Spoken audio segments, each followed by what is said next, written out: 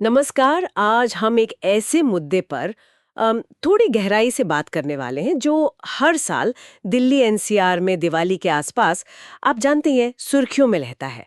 लेकिन इस बार एक नया मोड़ आया है। पटाखों पर सुप्रीम कोर्ट का बदला हुआ रुख। हाँ, बिल्कुल। 15 अक्टूबर 2025 को चीफ जस्टिस बी.आर. गवई और जस्टिस के विनोद चंद्रन की बेंच ने उस पूरे बैन में, मतलब जो कंप्लीट बैन था, हुँ, उसमें कुछ अस्थाई नरमी दिखाई है जी। जो कुछ ही महीने पहले लगाया गया था। हाँ, और ये फैसला सिर्फ पटाखों की गूंज या धुएँ तक ही सीमित नहीं है। नहीं नहीं। इसके पीछे कानून, पर्यावरण, अर्थव्यवस्था और हमारी आपकी जिंदगियों से जुड़े कई पेचीदा सवाल हैं। हाँ, और ये इसलिए भी खास है क्योंकि ये दिसंबर 2024 वाला जो फैसला था सुप्रीम कोर्ट का ही, जिसमें पूरे साल के लिए बैन लगा दिया था, हाँ, कंप्लीट बैन। उससे काफी अलग दिशा में जाता है। हम सब जानते हैं कि दिल्ली एनसीआर में सर्दियों में हवा की हालत कितनी गंभीर हो जाती है। बहुत ज़्यादा। और पटाखे उसमें एक अहम रोल निभाते माने जाते रहे हैं। तो ये अचानक बदलाव क्यों? इसके मायने क्या हैं? बिल्कुल। तो आज हम इसी गुत्थी को सुलझाने की कोशिश करेंगे। हम समझेंगे कि पटाखों पर ये बैन की कहानी शुरू कहाँ से हुई, हाँ, 2015 से लेकर अब तक क्या क्या हुआ, क्या कानूनी क्या प्रशासनिक कदम उठाए गए, फिर ये जो नई अस्थायी छूट मिली है, हुँ। ये है क्या असल में, किन शर्तों पर है, क्या वाकई इससे कुछ बदलेगा। और जाहिर है ग्रीन क्रैकर्स की भी बात करनी होगी। ये कितने ग्रीन हैं? कैसे बनते हैं? क्या ये कोई समाधान है भी? और सबसे जरूरी बात, इस फैसले के पीछे की सोच क्या है? क्या पर्यावरण पर इकोनॉमी भारी पड़ गई या फिर अधिकारों के बीच संतुलन बनाने की कोशिश है? हाँ, या शायद कुछ और ही है। हो सकता है। चलिए कहानी की शुरुआत से शुरू करते हैं। ये मामला जहां तक मुझे याद है 2015 में कुछ छोटे बच्चों के पेरेंट्स की एक पिटिशन से सुप्रीम कोर्ट पहुंचा था। हाँ, बिल्कुल सही। उनकी चिंता थी दिल्ली का भयानक एयर पोल्यूशन और बच्चों की सेहत पर उसका असर। हाँ, वो याचिका एक तरह से इस पूरी कानूनी लड़ाई की कह सकते हैं नींव बनी। उसके बाद तो अदालतों और एनजीटी नेशनल ग्रीन ट्रिब्यूनल के कई आदेश आए। हाँ, कई आए। एक अहम पड़ाव आया 2018 में। हम्म। तब सुप्रीम कोर्ट ने पारंपरिक यानी वो बेरियम वाले हानिकारक पटाखों पर रोक लगाई थी। अच्छा। सिर्फ ग्रीन पटाखों को अनुमति मिली, वो भी दिवाली के आसपास सिर्फ 2 घंटे के लिए। सिर्फ 2 घंटे? हम्म, लेकिन ये तो सिर्फ शुरुआत थी, है ना? बिल्कुल बिल्कुल। 2020 में एनजीटी ने एक और सख्त कदम उठाया। हम्म। सर्दियों में प्रदूषण का लेवल देखते हुए एनजीटी ने दिवाली के दौरान एनसीआर में सभी तरह के पटाखों पर कंप्लीट बैन लगा दिया। सभी तरह के, ग्रीन पर भी? हाँ, उस समय एनजीटी ने सभी पर लगाया था और ये बैन फिर लगभग हर साल दोहराया जाता रहा। हर साल? और ये सिलसिला दिसंबर 2024 में अपने पीक पर पहुंचा, हाँ। जब सुप्रीम कोर्ट ने एक कदम और आगे बढ़कर हम्म। दिल्ली एनसीआर में पूरे साल के लिए, पूरे साल के लिए? हाँ, हर तरह के पटाखों की बिक्री और इस्तेमाल पर पूर्ण प्रतिबंध लगा दिया। ऐसा लगा कि बस अब पटाखों का चैप्टर शायद बंद हो गया है।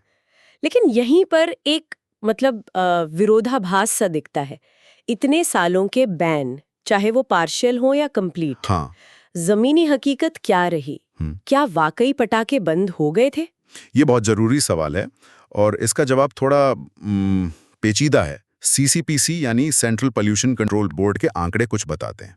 अगर हम 2016 से पिछले साल तक दिवाली के बाद वाले दिनों का AQI देखें, एयर क्वालिटी इंडेक्स, हाँ, AQI। तो लगभग हर बार दिल्ली एनसीआर की हवा बहुत खराब या गंभीर श्रेणी में ही पाई गई। ओ, बैन के बावजूद? हाँ, बैन के बावजूद। इससे दो बातें साफ होती हैं।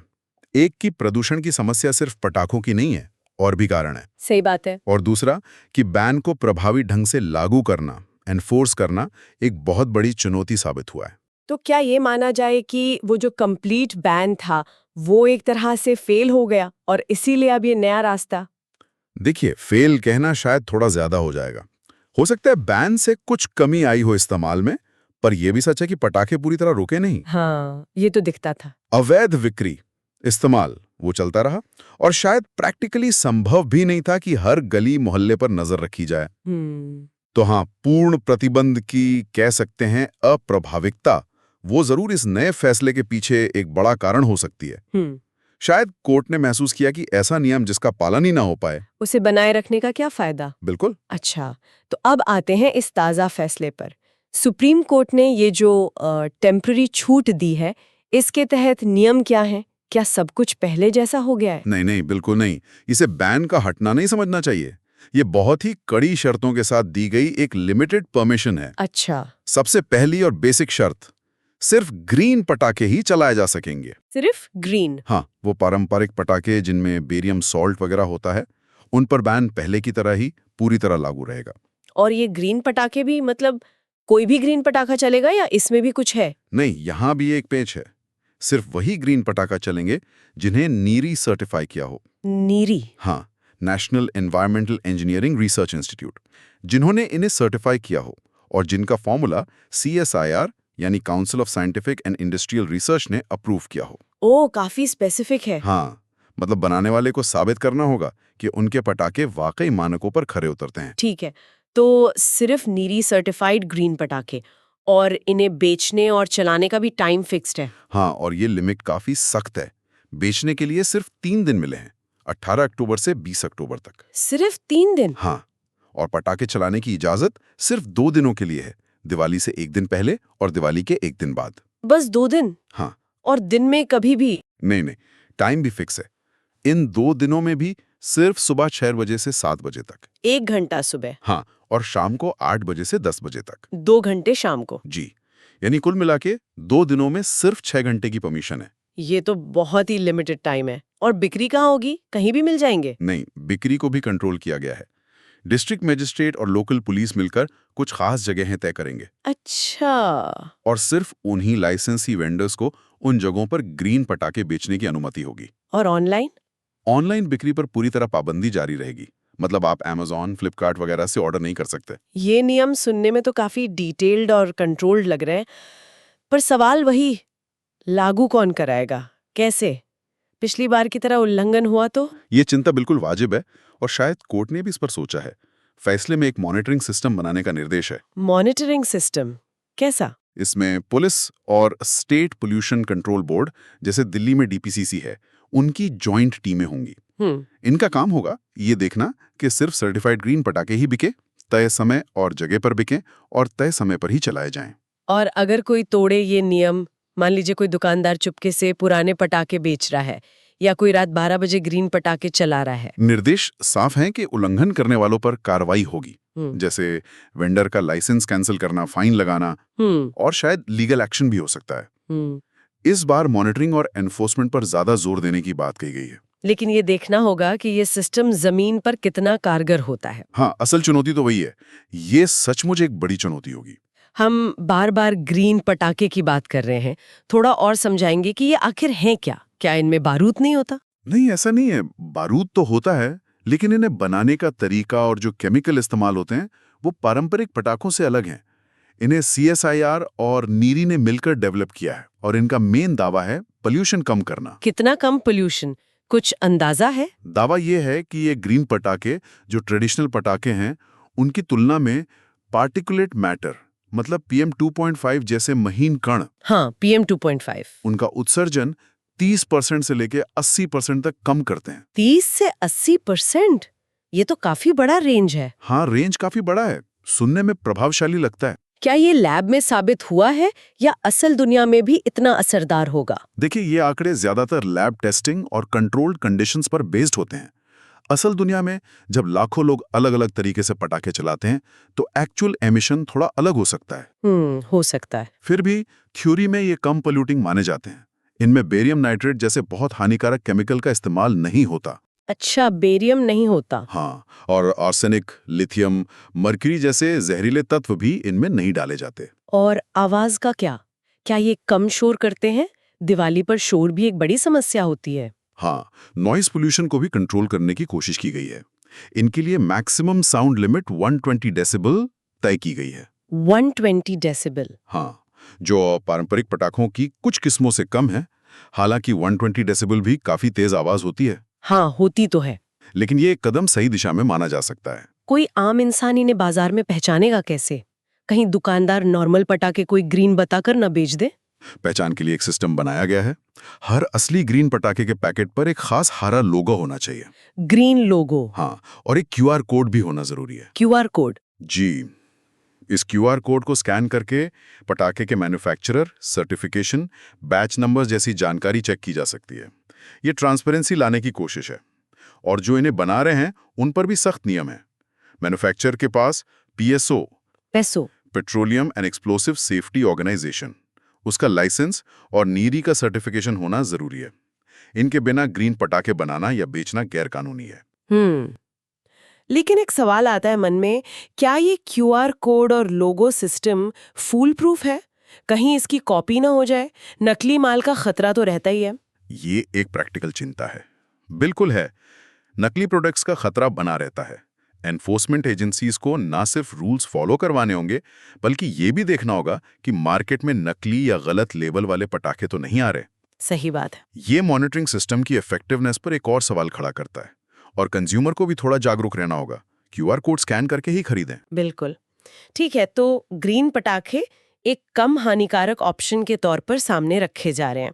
अब आते हैं सबसे बड़े सवाल पर। आखिर सुप्रीम कोर्ट ने दिसंबर 2024 के अपने ही पूरे बैन वाले फैसले से पीछे हटने का फैसला क्यों किया? ये टेम्पररी छूट क्यों दी? इसके पीछे कोई एक कारण नहीं है, कई वजहों का एक कॉम्प्लेक्स मिक्सचर सा लगता है। जैसा हमने पहले बात की, एक बड़ा कारण तो शायद यही है कि पूर्ण प्रतिबंध जमीनी स्तर पर उतना इफेक्टिव नहीं हो पाया। हाँ, इन्फोर्समेंट मुश्किल था। कानून बना देना एक बात है, उसे लागू करवाना दूसरी। शायद कोर्ट को लगा कि प्रैक्टिकल लेवल पर कुछ नरमी जरूरी है। और दूसरा कारण शायद ये ग्रीन पटाखे के अब एक ऑप्शन मौजूद है। निश्चित रूप से। जब 2018 में पहली बार ग्रीन पटाखों की बात हुई थी, तब शायद वो उतने आसानी से मिलते भी नहीं थे। या तब नए थे, नहीं उनके असर के बारे में उतनी क्लैरिटी थी। अब CSIR नीरी ने इस पे काफी काम किया है और एक टेक्निकल ऑप्शन सामने रखा है। तो शायद कोर्ट ने सोचा कि कंप्लीट बैन के बजाय इस कंट्रोल्ड ऑप्शन को एक चांस देकर देखा जाए। इसमें सरकारों का भी कुछ रोल रहा होगा। अक्सर ऐसे मामलों में इकोनॉमी की दलीलें भी आती हैं। हाँ, ऐसी खबरें हैं कि सेंटर और स्टेट गवर्नमेंट्स, खासकर दिल्ली सरकार, भी शायद पूर्ण प्रतिबंध के बजाय किसी कंट्रोल्ड तरीके के पक्ष में थी। इसके पीछे पटाखा इंडस्ट्री से जुड़े आर्थिक पहलू अहम हैं। ये इंडस्ट्री खासकर शिवकाशी जैसे सेंटर्स में लाखों लोगों को डायरेक्ट इनडायरेक्ट रोजगार देती है। हाँ, शिवकाशी तो हब है। उनकी रोजी रोटी का सवाल भी उठता है। पूर्ण प्रतिबंध का मतलब था इस पूरी इंडस्ट्री पर ताला लगना। तो क्या ये वही क्लासिक केस है, एनवायरनमेंट वर्सेस इकोनॉमी? इसे सिर्फ एनवायरनमेंट बनाम इकोनॉमी कहना शायद पूरी तस्वीर न दिखाए। यहाँ एक तीसरा एंगल भी है, कॉन्स्टिट्यूशनल राइट्स का, संवैधानिक अधिकार। हाँ, कोर्ट को अक्सर ऐसे मामलों में बैलेंस बनाना पड़ता है। एक तरफ है संविधान का आर्टिकल 19(1)(g। वो क्या कहता है? वो नागरिकों को कोई भी पेशा, व्यवसाय या व्यापार करने की आजादी देता है। पटाखा बनाने वाले, बेचने वाले इसी अधिकार के तहत अपना काम करते हैं। और दूसरी तरफ कौन सा अधिकार है? दूसरी तरफ है article 21, right to life and personal liberty, जीवन का अधिकार। हाँ, और सुप्रीम कोर्ट ने कई बार कहा है कि इसमें साफ और हेल्दी एनवायरनमेंट में जीने का अधिकार भी शामिल है, क्योंकि पोल्यूटेड हवा सीधे सीधे जीवन के अधिकार पर असर डालती है। तो कोर्ट को इन दोनों फंडामेंटल राइट्स के बीच एक बैलेंस बनाना था। बिल्कुल, ये एक बहुत नाजुक बैलेंस बनाने जैसा है। क्या किसी के व्यापार करने के अधिकार के लिए लाखों लोगों के स्वास्थ्य के अधिकार से समझौता करें? या क्या पर्यावरण बचाने के नाम पर एक पूरी इंडस्ट्री और उससे जुड़े लोगों की रोजी रोटी पूरी तरह खत्म कर दे? मुश्किल सवाल है। ये नया फैसला शायद इसी बैलेंस को साधने की एक कोशिश है, एक मध्यम मार्ग खोजने का प्रयास, जहां न पूरी छूट हो न पूरा बैन। ग्रीन पटाखों को इसी मिडिल पाथ के एक टूल की तरह देखा जा रहा है।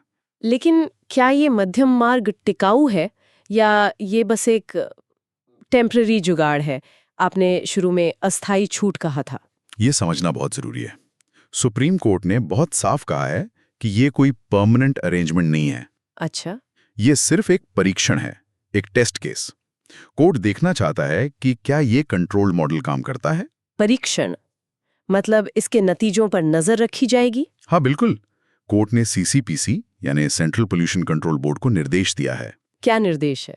कि वो 14 अक्टूबर से 25 अक्टूबर 2025 के बीच, मतलब छूट वाले पीरियड के दौरान और उसके आगे पीछे, दिल्ली NCR की एयर क्वालिटी को बहुत बारीकी से मॉनिटर करें। CCPC को अपनी डिटेल्ड रिपोर्ट कोर्ट के सामने रखनी होगी। और उस रिपोर्ट के बेसिस पर क्या होगा? उसी रिपोर्ट और उसमें दिए गए आंकड़ों के आधार पर कोर्ट आगे का फैसला लेगा।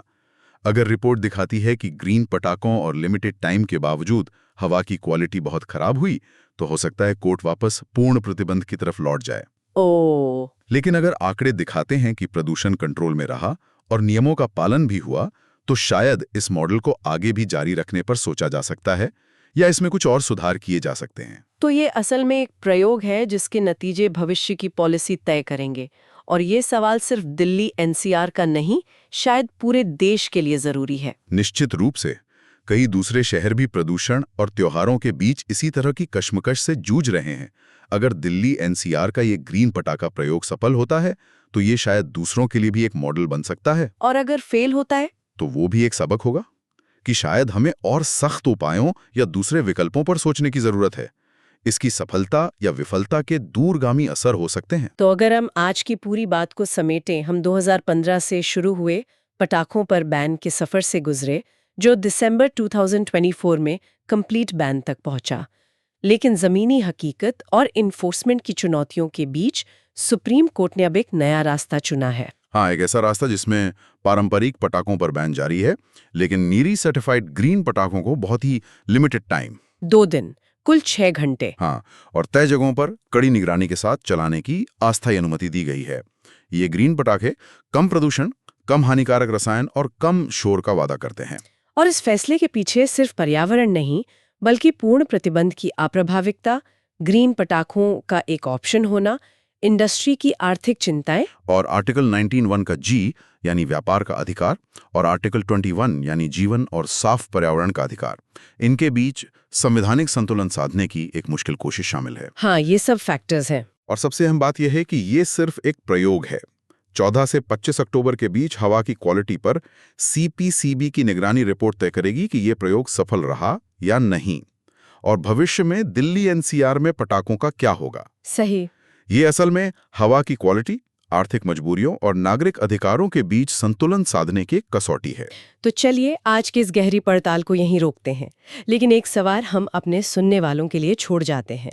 ये प्रयोग तो कोर्ट और एजेंसीज के लेवल पर हो रहा है, लेकिन क्या इसमें हमारी भी कोई भूमिका है? सोचने वाली बात है।